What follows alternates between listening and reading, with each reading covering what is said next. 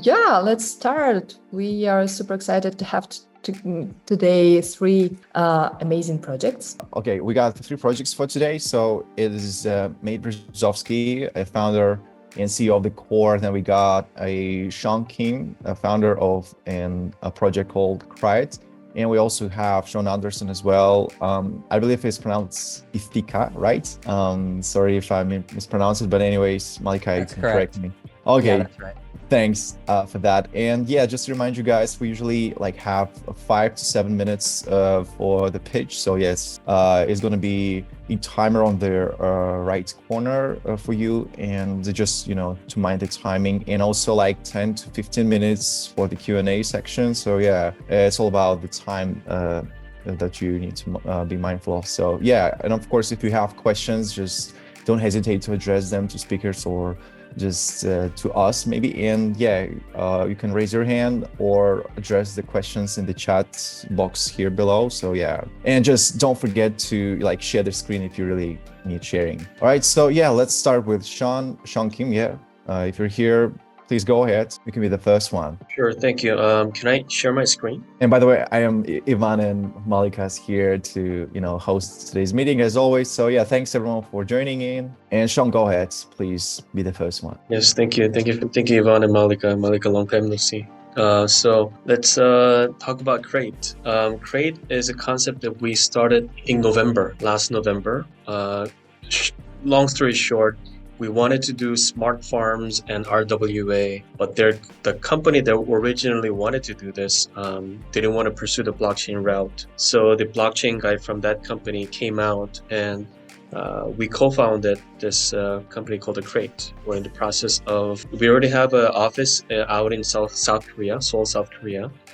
And we are in the process of creating the BVI corporation right now. We were in talks with a few launchpads, and currently we are applying for Gate Labs for consideration for investment. So what Crate is basically, we want to have tokenization tool and exchange, like Binance, KuCoin kind of thing, combined it together. So we believe RWA is going to be solving the mass adoption case, real world utility to blockchain, the real world asset. And the lack of liquidity in high value assets, I think, can be resolved. High value assets like properties, real estate properties, supercars, yachts, collectible items, fine art can be all tokenized. Many of them have a marketplace, but they don't have an exchange where you can make these into a token and trade it like stocks. Just trade it like how you would trade Ethereum or Bitcoin. So our solution again is providing liquidity to asset owners through crowdfunding. We prefer to own about 51% of the asset, and we're still working with the local legal experts in South Korea to create a little better solution for that's going to benefit everybody. Of course, somebody has to give a little. We believe this market is going to grow. The traditional finance transitions into blockchain models. We believe we can tap into at least 1%. We believe we can tap into at least 1% of, or 0.1%, be very successful for in our case. And we have a platform that's almost ready. We are adding trading features, I think this week. We have order books, we have everything ready, and we try to make it as easy as possible, just like how you would use a stock exchange or a crypto exchange. Our roadmap is we've just finished the first phase. We're going into the second phase, and we need funding to go on with finishing up our platform and going into the beta testing and doing a little more promotion and partnerships, and eventually launch. We expect to launch early as July, if not late as August or September. Now we believe our market cap can grow at least in the next 5 years to $1 billion, and this is a very conservative number. considering that we're entering into bull run. This year, our goal is to get to $50 million market cap. And we believe we can do this using many different tools that's already available. How we're going to be revenue positive is going to be taking transaction fees, and we offering initial asset offerings for people who hold the high value assets, and we'll have listing fees for projects that's not going to go through IAO. We will have eventually there will be assets that we will have to take care of. We probably take on the ownership. We'll go through auction, and we look to in the future, we look to partner with big auction houses like Sotheby. That's our goal.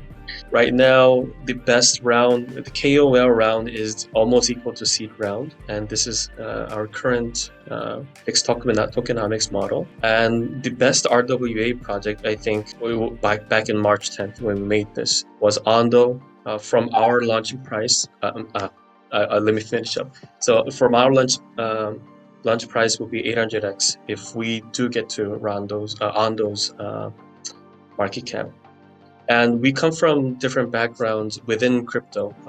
Lee Hae-sung was in a listing agency. I used to work for KuCoin and about 30 different projects advising. So thank you for your time. We're raising about $500,000, and we look forward to listening to it and answering any questions and listening to any opinions. Thank you so much. Thank you so Thanks, much, Joe. Sean. Yeah, nice to see you again. Yeah, guys, if you have any questions, please raise your hand or put it here in the chat. And in case you want to connect to Sean, I just left his Telegram and the blurb here in the chat as well, and his email, or you can text us and we will be happy to make an intro. Yeah, while we are waiting for questions, maybe could you please tell us how do you differ from other RWA projects? Yes, so there are many projects that look to tokenize real-world assets, meaning assets that's already out there, has high value, and they're illiquid, but there's no tool that combines the tokenization and exchange at the same time. And we want to add an auction house and IAO, which it's a model that's already existing, like crowdfunding, but we just try to put a little bit of like blockchain perspective on it. Thanks. Azam, yes, please go ahead. Hi, thank you so much for your presentation. I have a question. For example, how would you, if I have a client that he has a diamond worth of $60 million, how can he monetize that through your platform? So our current goal, the model that I suggested to the legal expert was that either the asset owner will have 51% or we will have 51%. So that and most likely, I think it'll be better for us to hold 51% of the asset, and we try to provide that much value. Let's say your diamond is $60 million. We try to raise about $30 million. It's very unlikely that it's going to happen in the very early stages of our project. So let's say if you just want to raise like 10%, you give us you go through a legal process of you allowing us to have about 10%. So exactly my question is that I bring a client here that he has a real world asset and he wants to monetize his asset. What are the stages for onboarding this client, and what are the services that you would actually provide? I mean, so he has to do the legal separately, or do you have everything in one place? Kind of like a legal issue will be taken care of. Legal issue will be taken care of. What are the legal we're talking about? We just have to have a writing that in case you sell your asset, you will notify us within the next 24 hours to 7 days. And when let me just break down a scenario within like 1 or 2 minutes. So let's say you have $1 million worth of asset. You give us 50% ownership. We raise $500,000 for you, and our holders hold $500,000 of that, and we guarantee our holders that you will let us know if there's any value changes, or if there's any monetary benefit by you selling the asset. You find a good person that want to purchase your asset, and maybe you gain 10% or 20% more value. According to that difference, we want to, because we have 50% of that asset, we want to give that 50% of the profit that you take, or less, we can work that out, to our holders, so that our holders will have something to look forward to. And initially we will just provide some kind of liquidity to your asset. That way our holders will have sort of like a written guarantee that you will not just sell off the asset and run away. And of course you will have to do a in-house KYC, but registering the asset is not going to be difficult. It's just basically like it's gonna be like posting an ad on Craigslist. It's gonna be, we're trying to make it very, very simple. And what are the ways that you would actually raise money for it? Is it issuing a stable coin? Would be one of the products that you would do? Or yes, one of the features that we have is going to be on the platform. There's going to be like a token exchange system, like a swap within the platform. So you would every transaction on the asset within the exchange will happen through our token called Crate token, KRAET, and you can cash out with the USDT, or you can cash out directly with Crate. Of course, in the beginning stages, you're not going to have a lot of exchanges where you can cash the our token into whatever like Ethereum or USDT that you want to exchange to. So in the initial phases, we will have to exchange it within the exchange, our Crate exchange, so that you can send it out to your local exchange and basically cash it out that way. Okay, thank you. I'll leave my Telegram handle here, just perhaps you for can sure. follow up. Yeah, thank you. Okay, if that's settled, please guys raise more hands or more questions, or we can proceed to the next one, right? Yeah. Okay, so again, Sean, thanks again for amazing presentation. It's been a pleasure. So yeah, let's move on to another project for today, and we got Sean Anderson representing Ithaca project. So please, Sean, go ahead. Hi guys, how you guys doing? Let me just get to the right screen that I can share. All right, moving things around on because there's so many windows in Zoom.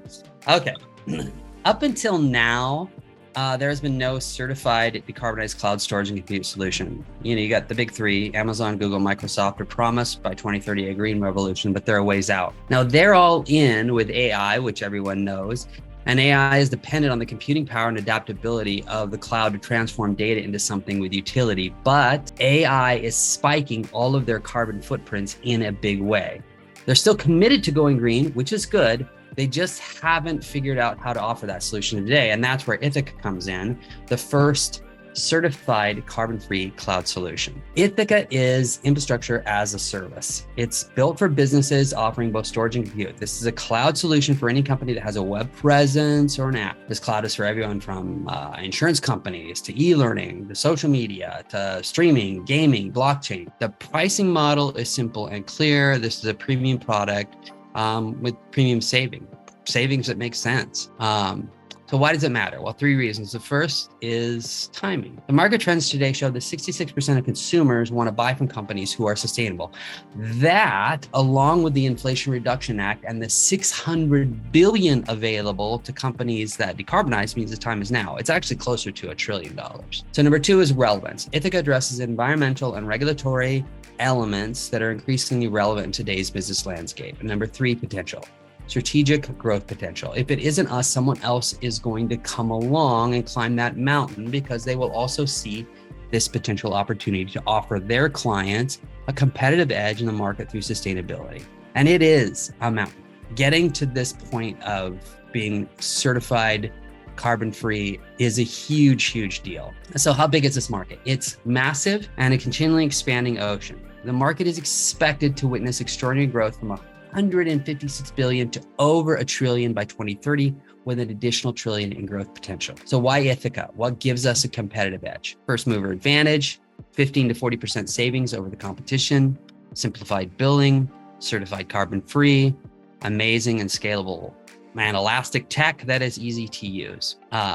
We are cultivating solutions that drive sustainability. Talking about the tech, with the Ithaca Cloud solution, we are offering comprehensive carbon tracking using Web3 technology. It's transparency in a widget. This little tool added to their website allows allows users or anyone else who visits their site to really visualize the immediate impact of their work towards sustainability through their use of the Ithaca Cloud. This carbon footprint tool automates carbon reduction accountability by utilizing the blockchain for transparency. It's also marketing leverage through sustainability. In today's eco-conscious market, sustainability has viability. It sells. So what have we done so far? We have the hardware, data centers, carbon-free power, software deployment, marketing plan, carbon auditors, carbon credit markets, and sales funnel with our carbon consult. We are an innovation lab with deep ties in both the Web3 and Web2 ecosystems with backgrounds in blockchain, gaming,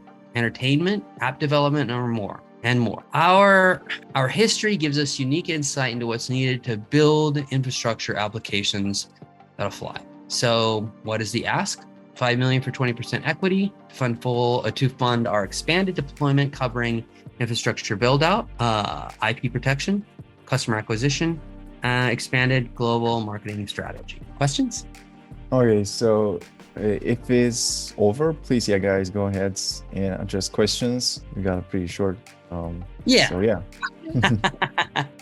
We usually expect more. Okay, Infrastructure is simple. Yes, go ahead, Dr. Adel, go ahead, please. Yeah. Hi, great product. My question is, does it work with any infrastructure? So Yes. basically, are you looking, for example, to partner up with one of the major three, like AWS, Amazon, OCI? We think that this could be at some point a potential acquisition target because they have goals for sustainability. They're all buying products. The process to get to people think, well, they're big and they have lots of money. Why aren't they doing it? Because it's really, really massive. You have to audit every single data center and their entire company. And so doing that's a huge deal. So it's easier for companies, whether it's one of the big three or even a smaller company, to come along and say, oh, this will get us to sustainability. Let's just purchase a major portion of this company or purchase the whole company. That's kind of the advantage for them because the product itself from a tech standpoint will do basically all of the basic functionalities that they'll do. So we could go in and say, oh, here's a university and they want to use this as their cloud solution, or here's a gaming company and they want to use us as they want to use Ithaca as their cloud solution because they have goals for sustainability. Maybe they're in California, Oregon, or Washington where there's cap and trade, or maybe they're in another state that's moving in that direction, or they're in Europe and they're like, oh, we've got to get we need it, we could reduce our carbon footprint massively.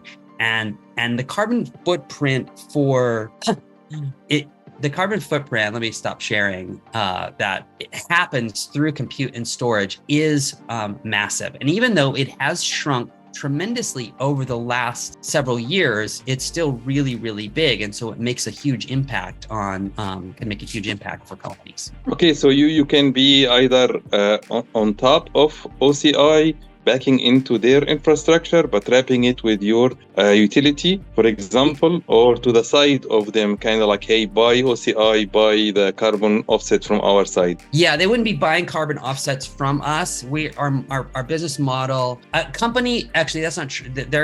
There's a couple ways this happens. Most companies who are not going through the full decarbonization process themselves, but want to be sustainable, will use us because they can save money because we're cheaper than the competition. So they'll come in, and in that particular case, we earn the carbon credits for that. So we've written the methodology. That's in the process of getting approved and finalized. And then we earn the carbon credits from that. So let's say a company is producing 1,000 tons of carbon through their current cloud solution, and which, whether it's green or not green, it's not certified, so it's not trackable. That's 1,000 tons of carbon. They switch to Ithaca, and that 1,000 tons goes down to 10 tons of carbon. Well, that 990 tons of carbon in carbon credits, we earn that. Now, if that's a company and we get that through the certification entity. Now, if that company is, and those carbon credits, by the way, are worth, depending on who the certifying body is and where you end up selling them, they're going to be worth anywhere from, for these type of carbon credits, the low end $25, and at the high end, it could be $100 to $120 per credit.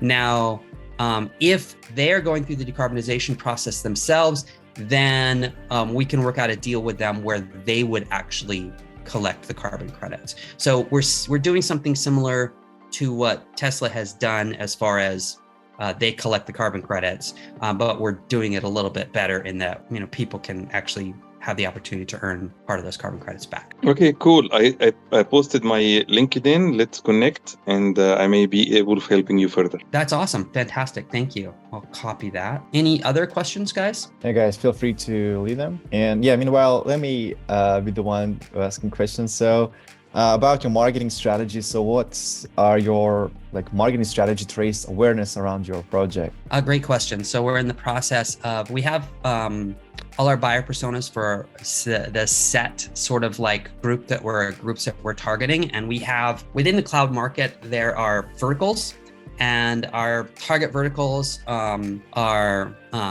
there's actually a smaller one, but we have a lot of reach into it, which is entertainment. And then because we have a lot of relationships in that space.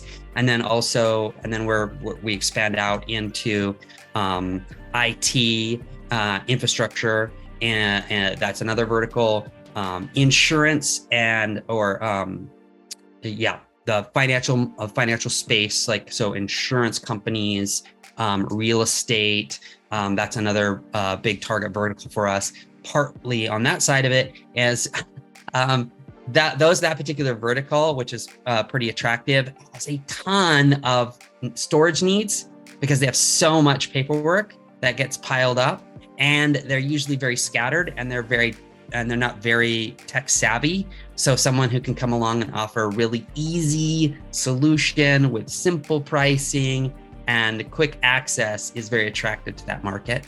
And so from a marketing standpoint, we directly target into those, our 4 main verticals.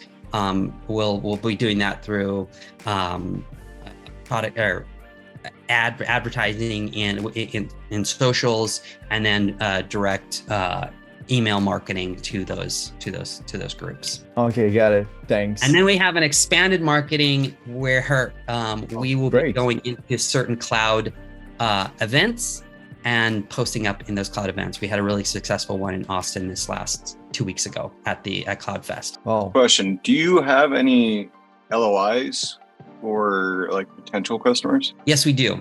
So right now we are talking with I'm looking at my desk right now. We probably have about 30 people that we're following up with from that last event. And then I have some. Are those leads or LOIs? LOIs is a direct. No, those are leads, and I probably have about 6 LOIs. So, and what's the average size of those LOIs, and what is the? And so with those particular ones, I've got they're all pretty small right now. These are all startup companies. Yeah, I just think a lot of the stuff that you're saying about marketing and going all the way through it, picking one vertical and targeting just one vertical, be it entertainment, if that's what you have, would be a good move before you go after all the other ones. What you're talking about with social and that kind of stuff, it's all a waste of money. You're going to spend a lot with a lot of small companies and stuff. If you really want progress, you're going to need to reach out to some of these people directly, and be it if you want auditing or otherwise, but you can have those conversations. Your messaging is just all over the place. You're a cloud provider, you're a credit provider, and then you have all these different verticals you're talking about. So the pitch is kind of tough to follow. Oh, well, from a product standpoint, we are a cloud provider. There isn't anything else other than being a cloud provider. It's infrastructure as a service. So, but most of your messaging is around green credits, not around cloud service providing. In the pitch itself, I'm talking about carbon credits is a separate thing. That's totally true. Green carbon offset and stuff. Yeah. Apologize for the confusion around that. The product is cloud. It happens to be a green cloud. It is a certified Green Cloud. It is the only one at this time that is certified carbon free.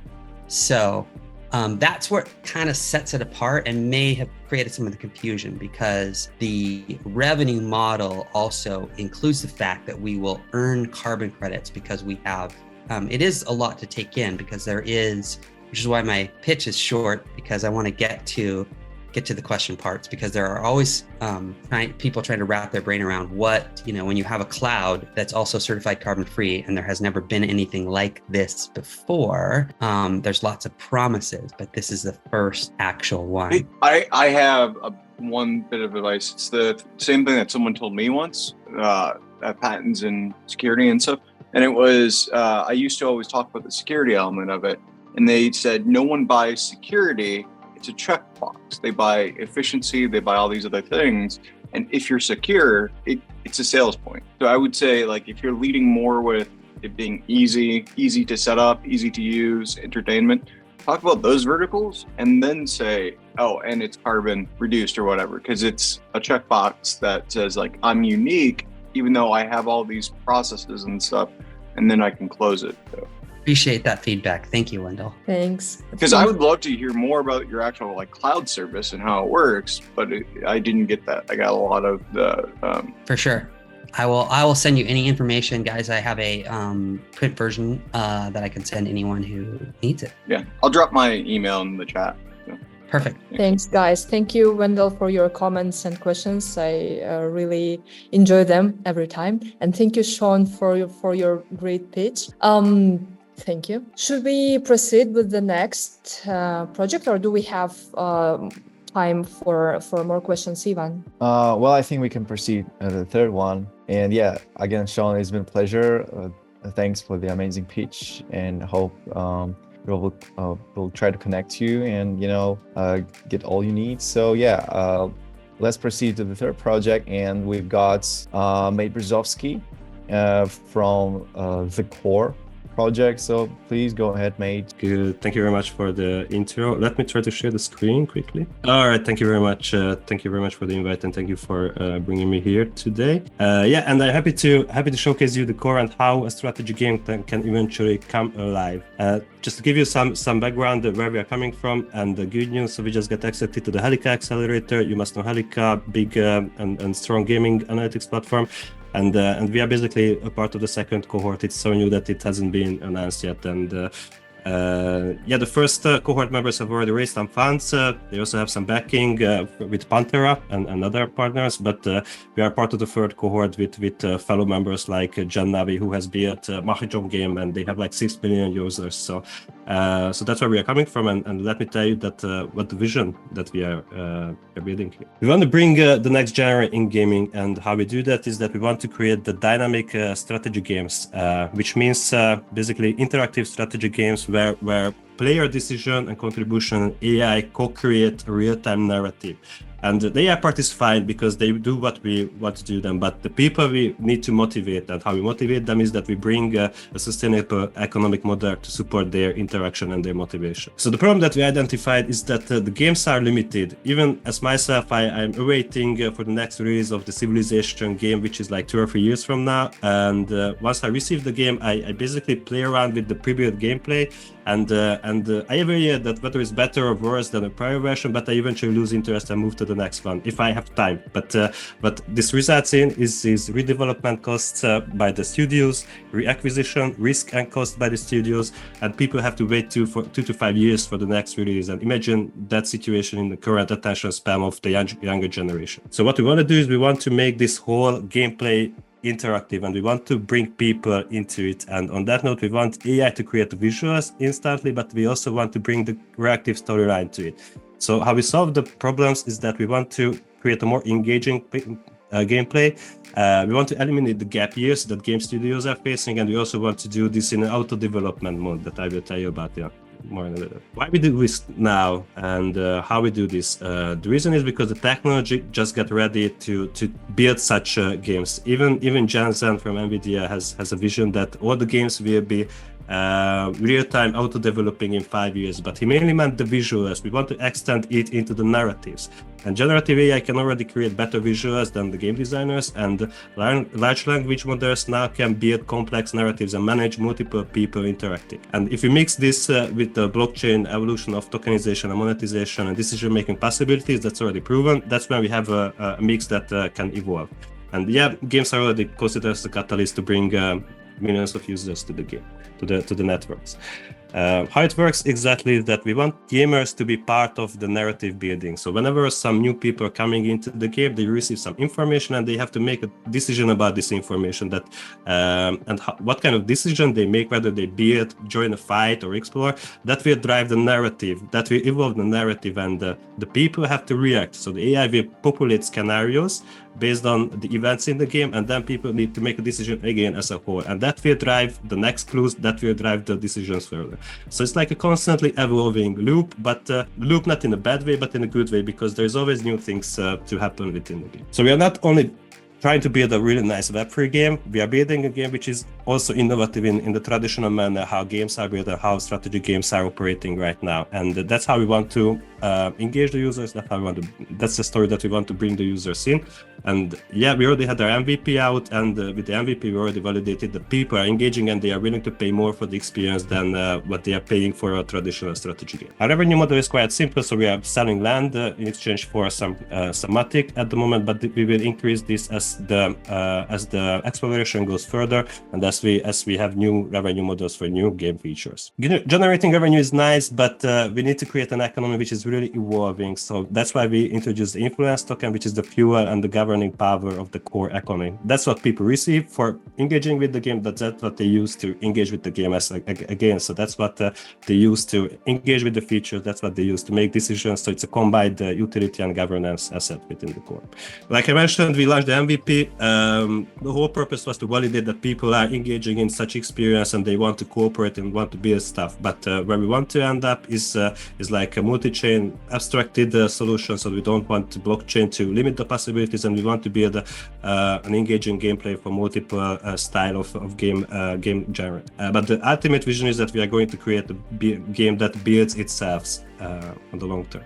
I showcased you some numbers on the validation. As you can see on the numbers, these are not fake. So we just really minuted a couple of hundred of dollars of budget. We onboarded more than 200 users, and we already have some revenue. But the purpose was to prove that the concept is working. So with the fundraising, we would like to reach a stage where we are actually one of the best performing games overall. This is the roadmap to reach this vision. It all starts with building the features to make sure that we have the utility and all the features for the EFL, and that is what we want to launch in multiple series in the next by the end of the next quarter. And eventually, with new game features, a couple of more runs, we want to create a game which can really come alive and scale to the global level. Right now we are raising last sentences. Right now we are raising 750k. The whole purpose is to bring the game to the next level and launch the EFL token. With the revenue, we would like to break even in the first year, and then even scale up from there with multiple sources. And what unites us all in the game is that we are all passionate about Web3 strategy games and space exploration. So basically, whoever joins us share the same passion. So that's what keeps us together. I do have a couple more slides as support, but time is up. So let me finish up, and happy for your questions. Yeah, you can always expand the topic and the questions, like if any address. So yeah, please guys, raise your hands or leave something in the chat. And meanwhile, I want to ask you about what are the next game features to be released in your projects? So right now people are already able to build empires and generate some resources and build some technologies. This is required to go with the flow of space exploration. This is like what we call the builder layer, but the next layer will be about the commander layer.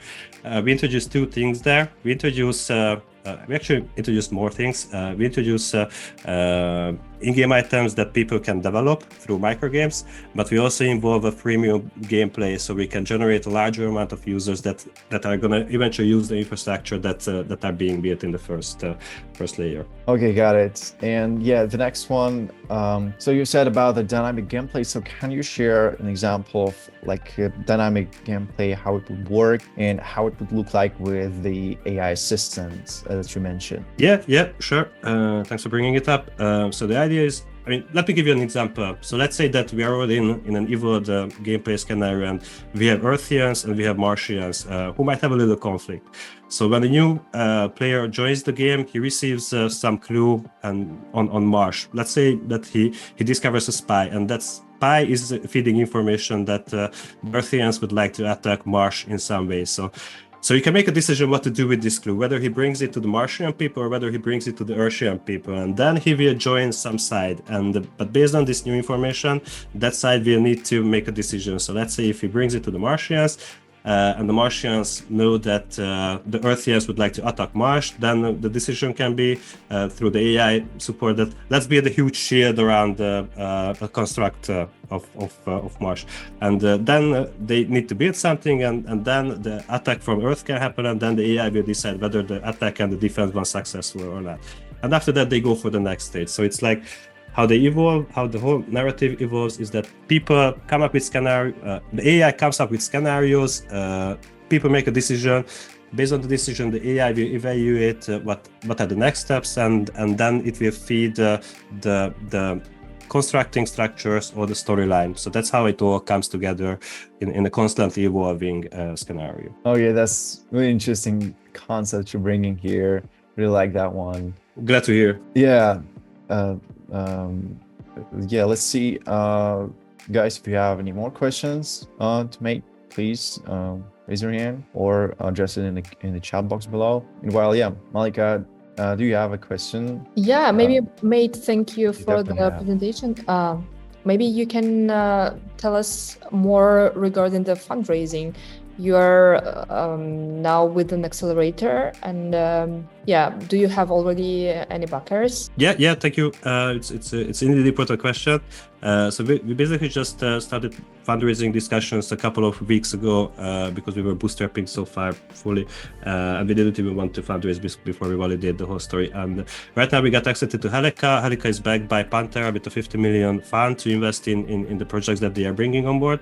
So basically that's one of the rides that we want to, but we already have a couple of interested soft commitment US investors. We have a few partners who are interested in investing, but they haven't invested in Web3 gaming yet, so they needed someone who has more experience in Web3 games. So that's the missing piece that we want to fill. And Helica, we're happy with that, but we are open for other discussions too, for sure. We want to close the run by the end of August. That's our timeline. So there's still place to fill. Okay, thank you. Yeah, guys, if you want to text Mate, there is his Telegram and email in the chat, or you can text us, we will connect you. And yeah, feel free to raise your hand or text your questions here in the chat. And that seems there are no questions. I think it was pretty clear. Yeah. Again, thanks, mates, for the interesting concept. Really looking forward to see that in action. Wish you good luck. And yeah, I think we can finish this up. It's already like a time for our like usual weekly collective call. And yeah, we always will bring it up next week. So yeah, guys, thanks again for joining in, for supporting us. A huge shout out to everyone, for every speaker here who presented their project. It's been really a pleasure to see you all here again. And yeah, let's see each other next week, the same time. Yeah, have a good week, have a good day, and yeah, see you soon. Thanks. Thank you very much, guys. Thank you. Bye. Thank you so much for joining. Have a great day. Thank you so much for your time.